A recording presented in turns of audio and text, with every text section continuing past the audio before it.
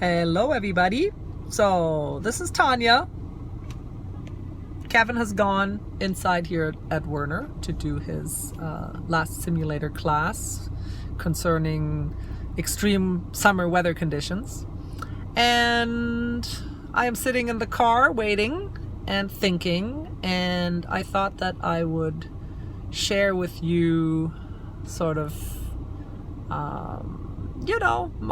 my feelings. What? Yes, I'm going to talk to you about my feelings. So Kevin loves cars and machines and engines. When we had the landscaping business, he worked on all our machines, fixing them, and he's always fascinated. I think he would have made a very good engineer because he's fascinated how things work. And he was in printing for years, so he was into the machines, and tools to fix machines, and that's how his mind works, and he loves that. So he, we've been on the road in the motorhome, and last April it had been 3 years, and he loved it. He loves the RV, he loves driving the RV, he loves looking after the RV. And so when this whole COVID thing shut us down, pretty early on, actually, he said, hey, maybe I should get into trucking. And at the time, we were all so innocent still, because I was like, this is just gonna be a few months. And, I really wasn't so keen on him getting into trucking. And so instead, he, very quickly got a job at Amazon, just to kind of help us stay afloat, because obviously with COVID, we could no longer go to festivals where we were selling our jewelry. Those were all shut down. So he went to Amazon right away, got a job, but it wasn't fulfilling. It didn't pay very well. Was a lot of time on his feet, and it was just not like, once he learned the different things, it was just not interesting or challenging for him anymore. And he's very smart, he needs things to keep him challenged and engaged and curious and interested. And so Amazon was just not doing that anymore for him, and so he got more and more sort of disillusioned with it as time dragged on, because again, as I was saying, that was not what we had in mind, and certainly not for that amount of time. So when we went and we did a show in November here in Arizona, up in Fountain Hills, they decided that they would go ahead with a show. So there had been nothing since March, and then they did a show, and it was a show we had done the year before, and we made hardly any money.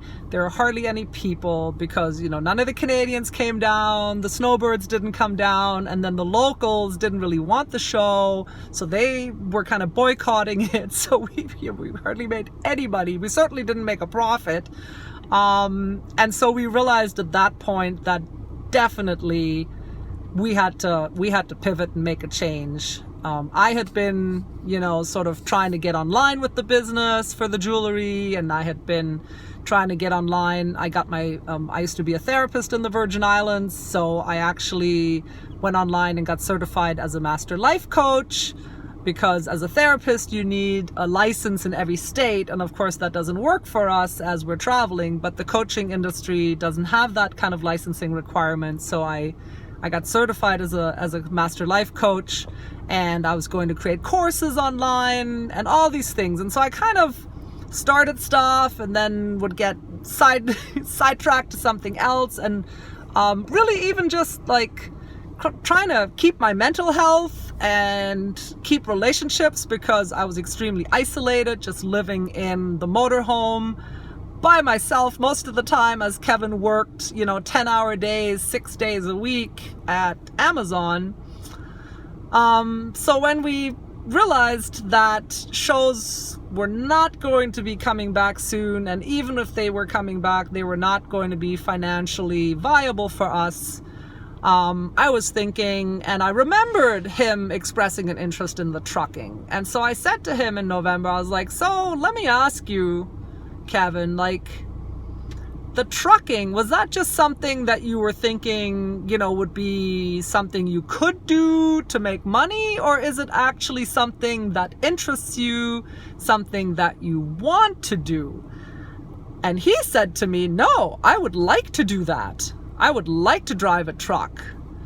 And for me, that's hard to kind of get my brain around, because that does not interest me at all. The actual driving of a truck. Of course, let's remember, I'm also hardly driving the car, and I have not, other than that one time, very briefly, I have not driven the RV, and that's because 20 years living on a tiny little 84 square mile island where I knew every pothole, every car, and we drove on the left. It was a little overwhelming for me when we came to the mainland. And I'd had an accident in Canada many years ago where I slid on black ice and smashed into a gate and bent the entire chassis of the car. And so since then, I don't like to go fast. And so I just never really got back into sort of driving for enjoyment, though I guess a little bit in St. Croix, but I was just driving.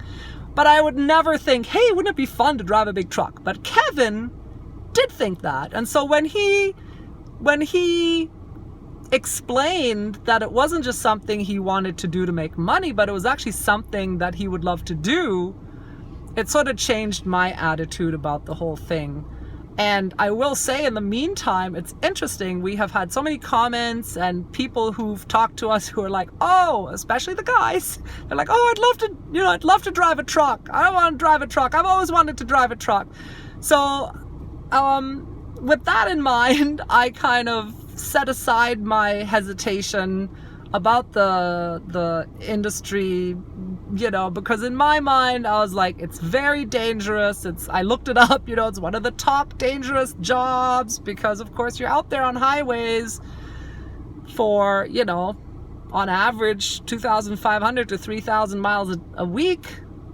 So you're putting yourself out there on the highways, and I'm aware of truckers developing health issues because they just sit so much, and they, a lot of times they eat, fast food and greasy food, and you're driving and you're bored, so you're eating more. So a lot of health issues in the industry, hemorrhoids, like just not a healthy industry per se, unless you really put a lot of effort into it. And so I just, like I said, I wasn't keen. But then when it turned out that Kevin actually thought it was interesting and wanted to do it, well, I always support Kevin in what he wants to do and what interests him.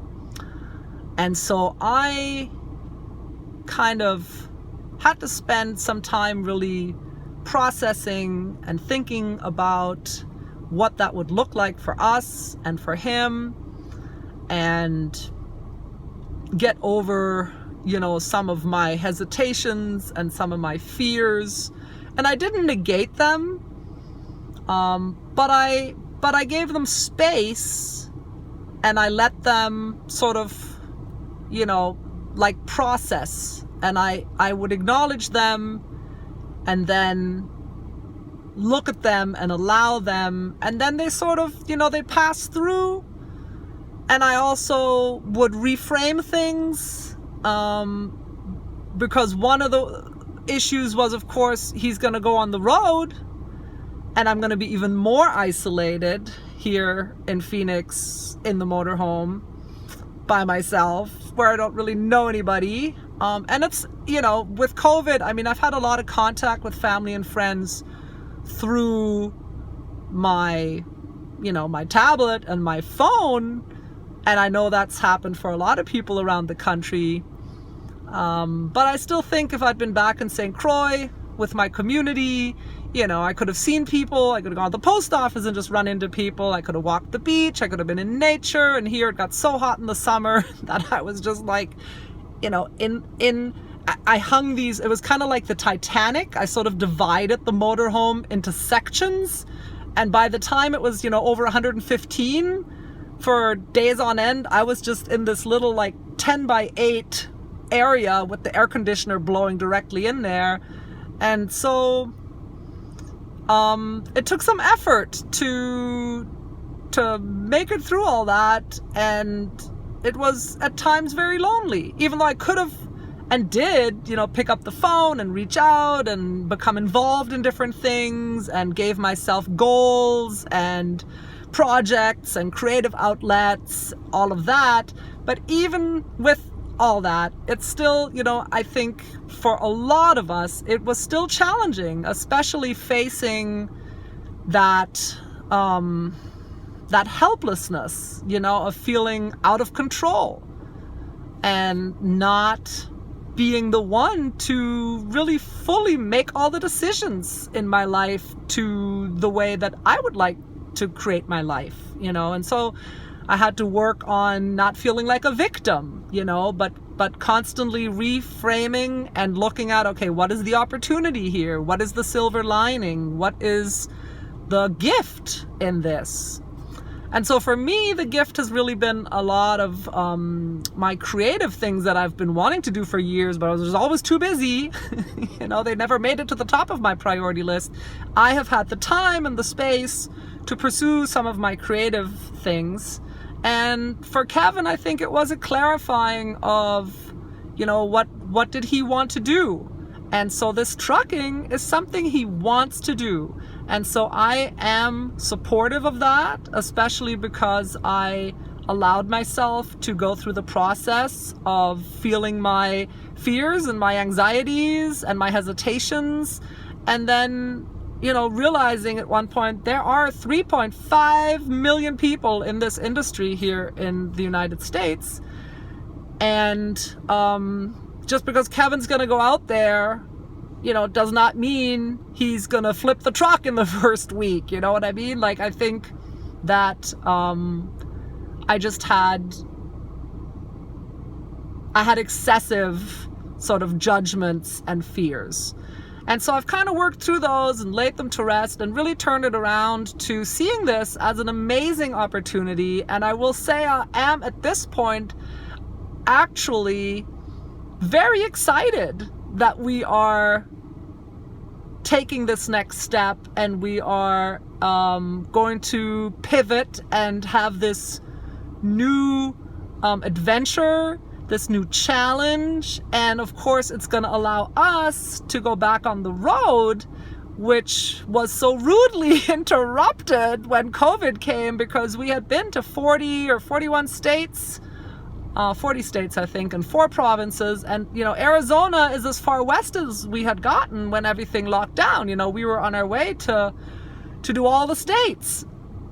So this is going to allow us to basically do the RVing, but actually get paid for it.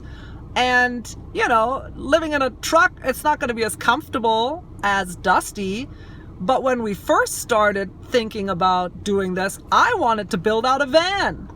You know, I just wanted to live like totally small and minimal and roughing it. And, you know, Kevin was the one who was like, well, you need a bathroom and a kitchen. And at the time I kept saying, no, you know, we could like use a camp stove, we could pee in bottles, you know, and he was like, no, you need this, you need that. And then it turned out that actually he kind of wanted those comforts. And let me tell you, in the meantime, I was extremely grateful, or I am really grateful, that we did not rough it quite to that extent, because it's been very, very nice and comfortable in the Class A motorhome.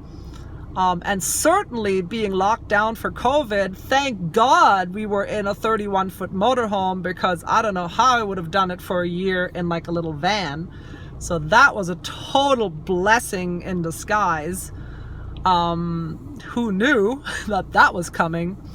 But so I'm willing, you know, to to go small and see how we can make it in a tractor trailer truck, which I think they're usually like, they call like 72 or 80 inches deep. No kitchen, no bathroom. So it's basically going to be like van life, except a much taller ceiling. And the other thing that I'm really excited about is that I've started doing these videos, and I am really looking forward to sharing all this and helping other people figure out how to do this and how to do it in a healthy way. So I totally kind of found the joy in this, and found, that this can be a vehicle for really helping other people. And so I'm excited, and I am not so happy right now because Kevin will be leaving with his trainer either, I don't know, possibly still today, certainly in the next couple days. And so I will miss him because he'll be out on the road for 3 to 5 weeks that I probably won't see him. So it's going to be kind of lonely in the RV. But after that, one of the reasons we chose Werner was because they will allow a rider to go along as soon as Kevin gets his own truck, which will be in 3 to 5 weeks. And when we first met, Kevin was on the road all the time. He'd be gone 5 weeks, 6 weeks. He'd come home for like a few days and then he'd be gone again. And that's actually how we spent the first couple years of our relationship. Of course, now we've been together 24/7. Basically, I think the last time we spent a night apart was almost 2 years ago. But we've been pretty 24/7 for like 4 years now, and it was a tough adjustment to be like in such a small space all the time together as we were traveling, because we didn't sort of have our separate things like we did in St. Croix, where he'd go out to work and I was doing different kind of work and errands and this and that, and I had things I did with my girlfriends, and so we had sort of a good balance for a number of years. So now we're sort of swinging the other direction, but only for 3 to 5 weeks. And I mean, I made it for 2 years, so of course it's going to be fine. And actually, I can, spend some very intensive time the next few weeks on my projects, and then I can go out with him. And that's really cool. And I really hope that he loves it.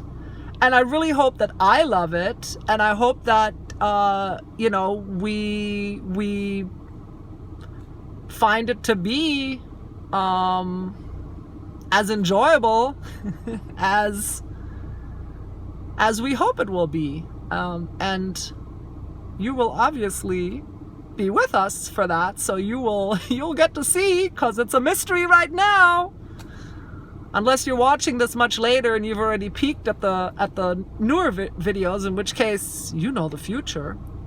And so anyway, so I wanted to share all that with you today. There is hesitancy because he's gonna go out there, be gone for a few weeks, and it's just, we don't know when is he going to be able to be in contact with me, how often is he going to have a trainer that is fun and great and wonderful and they'll have a good time, or is it going to be challenging and difficult? I don't know. So there's still a lot of unknowns, but the big thing is I'm a risk taker, because I only have this life. Or at least, I kind of believe in reincarnation, but I only have this life as Tanja McPherson. And so I want to live it to the fullest. And so I take risks. I'm willing. And I saw a sign once in St. Croix. It said, don't be afraid to let go of the good to go for the great. And that's what we're doing. I think that this new chapter in our lives is going to be great. and I'm going to do everything to make it so. And like I said, I'll bring you along for the ride and hope that you get inspiration and information, and that we also entertain you along the way. And yeah, those are my feelings, and just wanted to share all that with you. And that's it. See you at the next video. If you like this, please give it a thumbs up. If you have any questions or comments, put them below. And if you want to see more like this and want to learn more about our journey and the trucking industry, then subscribe. That's it. With love, from Tanya. Bye.